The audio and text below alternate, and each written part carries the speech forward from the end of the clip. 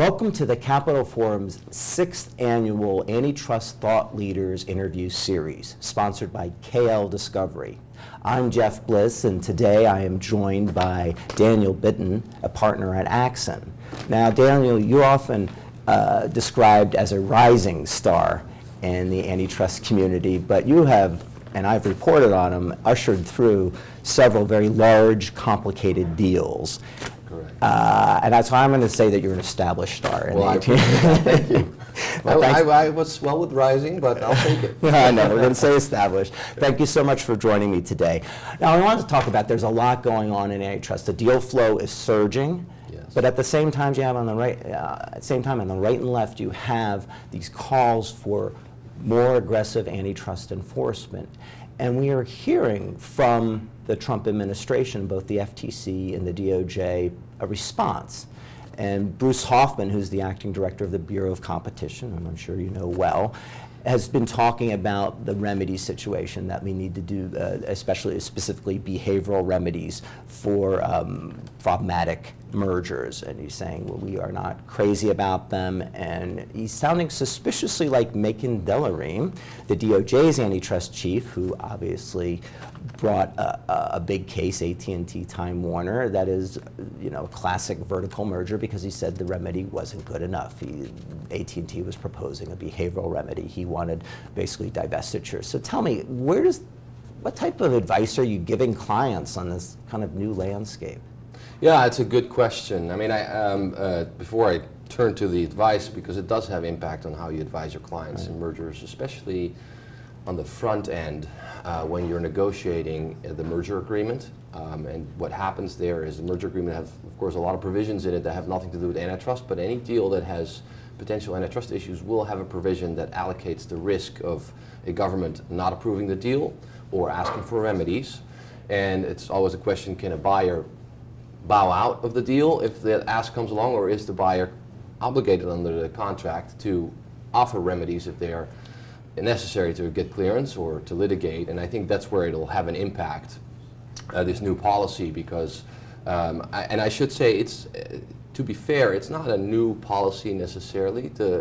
It's very much in line with traditional. That's a very good point. doctrine. That's what Mr. Delarim has said. Is Yes. So basically, I'm a conservative Republican who believes in structural and it's remedies. consistent with that, because the idea being that they don't want to thrust agencies that are enforcement agencies or courts into a regulatory role. Right. They want to let markets solve the problems, not regulation. So it's very consistent with that proposition. That said, we know from actual past practice for many, many years that in pure vertical deals such as AT&T Time Warner, where there have been real concerns, the typical resolution has been a behavioral remedy rather than a divestiture. And I think the last time a deal like that was litigated was 30 to 40 years ago. Yeah, 1979. So in that sense, it is sort of a renewed, putting a lot of value in that sort of old concept. And I also think, to be fair, I don't think we should take from the new, this proclaimed doctrine that vertical mergers are much more at risk. Generally, I think Macon Delarim will say that most vertical mergers are very pro-competitive. Right. So we shouldn't blow that out of proportion, but they are very doctrinal about, if you have a real problem, what is the solution? And traditionally, behavioral has worked for vertical mergers. I think in most other jurisdictions in the world, it still works. But this is new. And to come back to the advising clients, I think there are two aspects. One is the risk allocation. I think sellers, when they have a pure vertical deal, but they see potential issues there, they may push harder for a commitment by the buyer to do a divestiture if that's asked, if that's feasible, or if not, to commit to litigate the deal, or and maybe in addition to that, higher reverse break fees in vertical deals. I mean, those are all the kinds of things that you could see as a client happening when you're negotiating merger contracts in this new antitrust era, if you want to call it that. But I think the outcome of the AT&T Time Warner trial will be very important. If the government loses that, or if it ultimately does get settled with a behavioral remedy, the judge was sort of hinting at arbitration, then I think the parties may feel, well, if push comes to shove, they lost one case like that, they're going to, the government may, despite what they say, be more amenable to conic remedies. Who knows? But it has a real impact in negotiating merger contracts, for example. Okay, well, we've talked about behavioral remedies. Let's go beyond that a little bit. I'm going to keep on Mr. Hoffman because he spoke recently at a conference, and he was talking about something that Joe Simons, who is the designated FTC chairman, could be voted to be confirmed by the Senate any time at this point. And there was this FTC report on remedies that was touted by the previous administration as a success. And at one point they were talking about 70% of remedies that didn't include a standalone business unit were successful. But Simons turned that around and said, well, 30% failed. That's way too high. We got to stop that. We need standalone. So when you are doing the divestiture, it better be a full business unit. There's all types of stuff. And Hoffman went on beyond that, saying there's might be shared intellectual property, key employees, so on and so forth, that you want to come along, even though they might not be part of the problematic overlap or whatever that they're looking at. And I want, again, is that kind of a broader discussion of remedies that you have to have with your clients? I think it's always been, again, I would say this is not a new position. Right. It's always been the starting point for government that in terms of structural remedies, they want as much as possible, a standalone business that can work on its own and be competitive and replace the lost competition from the merger immediately, rather than what they call asset carve-outs, which is something less than a full-blown business. But what at least historically has played, and I expect that will still play in the future, is who's the suitable buyer of the assets, right? If a buyer already has a lot of surrounding assets, then maybe an asset carve-out can still work.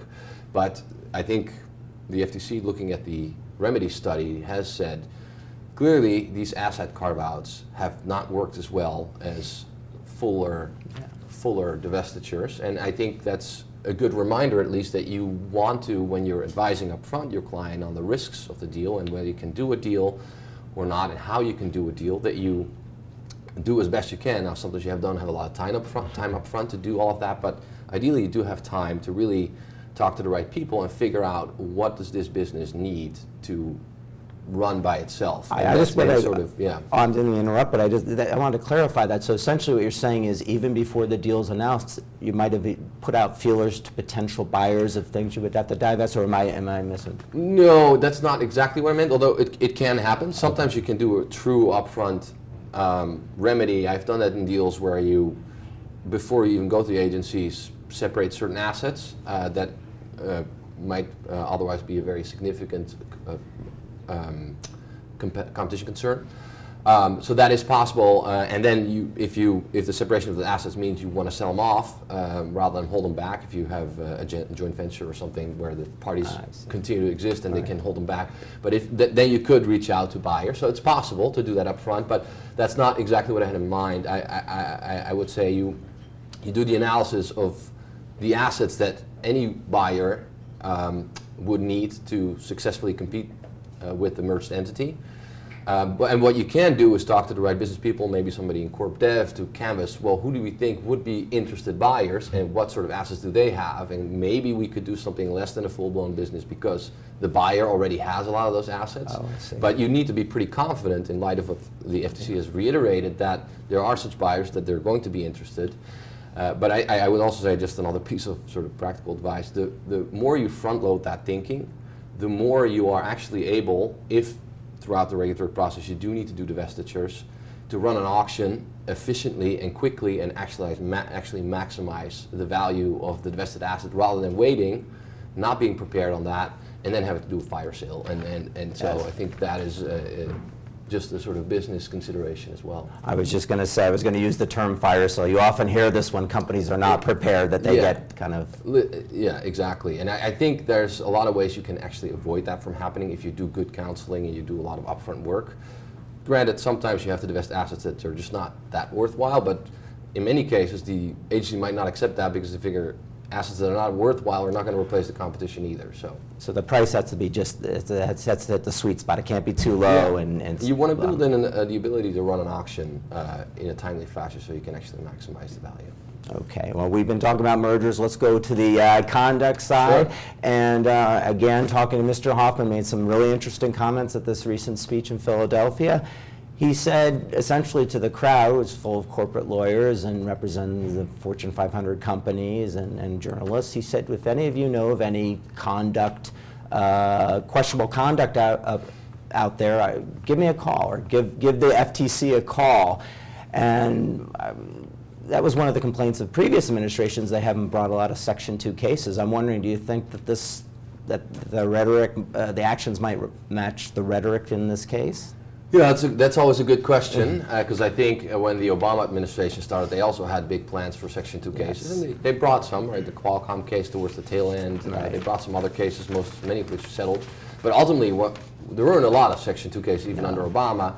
Under the Bush 2 administration, there were very few, and there was the whole kerfuffle over the report, the Section 2 report that DOJ issued and then got withdrawn. That's right. So they, under the Bush era, they definitely had particular views that were different between the FTC and DOJ even. I think this administration, whether they practice what they preach remains to be seen, but they certainly seem to be of a somewhat different mold and perhaps more aggressive mold than the Bush administration. Including perhaps, I mean, if they're inviting it, at least they'll get people probably come to the agency. And I think the nominees for the FTC are include some very experienced antitrust lawyers who have been at the agency and in private practice, but who are, I think, people that will bring cases when they believe in the merits. So that said, I think. And I don't think there have been a lot of pronouncement by the nominees or by Makan Delrahim on Section 2 issues in particular. So a little bit of wait and see. But there are two things that certainly on the DOJ side, Makan Delrahim, and even on the FTC side, Bruce Hoffman have said that may give you some sense of what sort of Section 2 case they might look at and whether they bring them. I think if you look at what Makan Delrahim has emphasized on the standard essential patents, for example, that he's actually returning the focus to the implementers and to a holdout problem. So are the implementers colluding to underpay the patent holder? Yes. Whereas not the traditional, that is actually a fairly traditional view, but the view over the last 8 years was patent holdup by the SEP holder is a problem. That does focus a little bit more, takes the focus a bit off of unilateral conduct and more on coordinated conduct. Right. But it is in the patent and IP context, and I know there's special sensitivity under this administration. So if there are Section 2 cases, I expect that they will not focus on patent or IP use, but on other, maybe more mainstream practices, contractual, exclusive contracts, that sort of thing. The other thing to keep in mind is, and I think it's always important for an agency to do, but I expect this agency, both the DOJ and the FTC, to do very carefully, is when you get a complaint that is a Section 2 complaint, you not only need to think about theory and is there harm, but also is there an actual solution? And what we know from the merger context, what they've said, they don't like to be in the position of being a regulator. They don't want regulatory solutions. So I think in thinking about a Section 2 case, if they are inclined to bring one, they will think very hard about whether there's actually a solution that doesn't thrust the agency or court in the position of a regulator. Because they will pick market forces over regulation any day of the week. Right, okay. Well, let's talk about, let's kind of wrap up the discussion in terms like we're in this new context, or seem to be. Some people are calling it this populist push from the left and right. Some people are saying in a derogatory manner, they call it hipster antitrust. These I would say these people who are making hay out of what's going on. We're talking about, they call themselves the new Neo or New Brandeisians. We'll just call it the new school of antitrust for descriptive purposes. How much influence is this going to have? I mean, it's had a little already, but is this going to become the new status quo, or do you see that this is just a moment in time? Well, I think it can be a moment in time, but it could be an extended moment in time, and I think it will have influence. I think you see it having influence, and I think it is a mistake to put a label on it to dismiss it, because you're better off confronting it up head on and having a real debate about it. I think there are some legislative proposals on changing the merger standard. My bet would be that is not going to happen, but you do see those that kind of legislative proposal, the criticisms that come out of outlets such as The Economist over industry consolidation. I think industry consolidation is still something very different from, as the antitrust lawyers like to say, relevant market consolidation, which is what you ought to look at. But you need to take a long view and not a static market, a relevant market view on that. So there may be some legitimate criticism, but I think whether legitimate or not, you need to engage on them.